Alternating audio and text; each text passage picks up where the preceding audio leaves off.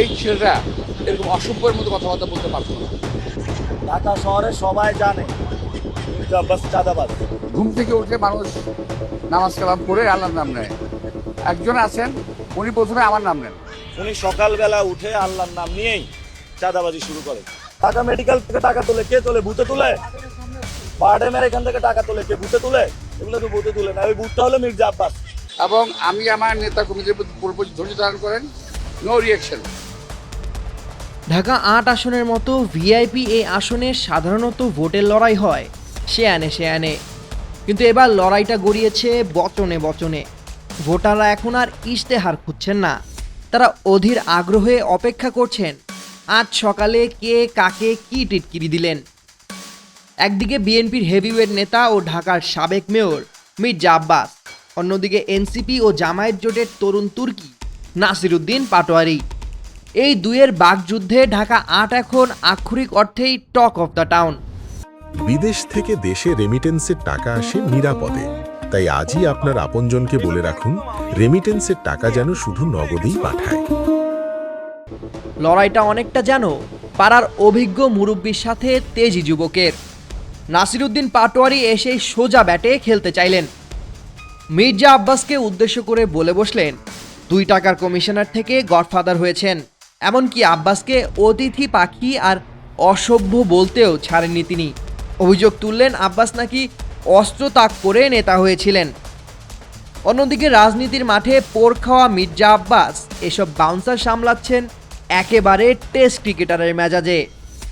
নাসিরের ঝাঁঝালো আক্রমণের জবাবে তিনি হেসে বললেন, ছেলেটা আমার ছেলের চেয়েও ছোট, ও দুষ্টুমি করছে, আমার রিয়্যাক্ট করার বয়স পার হয়ে গিয়েছে।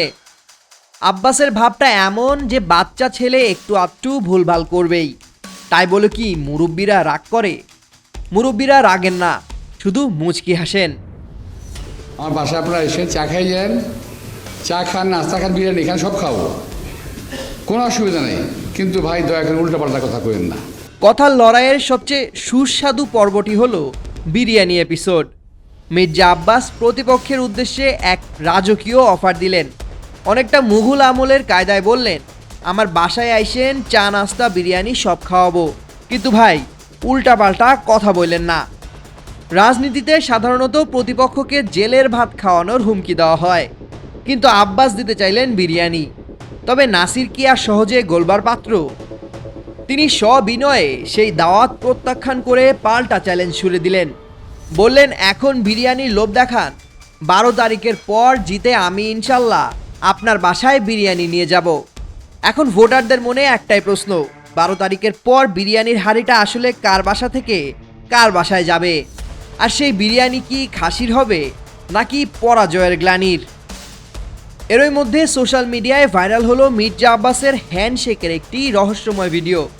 নিন্দুকেরা রটালো আব্বাস নাকি ভোটারদের সাথে হাত মেলাতে গিয়েও মেলাচ্ছেন না, হাত কি তবে অপরিচ্ছন্ন? এমন গুঞ্জনের মধ্যেই রহস্য উন্মোচন করলেন স্বয়ং মির্জা আব্বাস। শোনালেন এক করুণ অথচ মজাদার কাহিনী। নির্বাচনী প্রচারণায় গিয়ে উত্তপ্ত সিঙ্গারার কড়াইয়ের সঙ্গে হাত লেগে তার হাত পুড়ে গিয়েছে। ঠিক তার পরপরই একজন হ্যান্ডশেক করায় তিনি হাতের পোড়া অংশ দেখছিলেন। সেই দৃশ্য নিয়ে চলছে নেট দুনিয়ায় হইচই।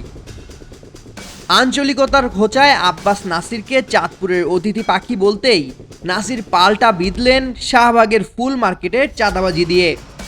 কথার এই লড়াই গড়ায় ফিজিক্যাল কমেডিতে, যখন নাসিরের উপর ডিম নিক্ষেপের ঘটনা ঘটে, যাকে বলা হচ্ছে অমলেট পলিটিক্স। দিন শেষে আব্বাসের মুরব্বিয়ানা আর নাসিরের তারুণ্যের ঝালে ভোটাররা বেশ আমোদেই আছেন। 12ই ফেব্রুয়ারি যেই জিতুক, এই সিঙ্গারা বিরিয়ানির নাটকীয় প্রচারণায় বিনোদনের কোনো কমতি নেই। সামিউল জয়, 21 টেলিভিশন।